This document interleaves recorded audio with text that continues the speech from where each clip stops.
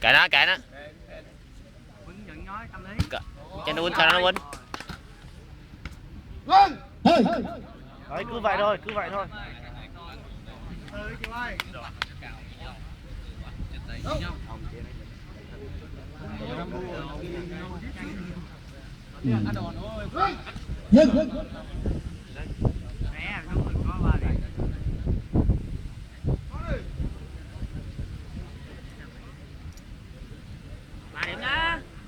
Đai xanh 3 điểm.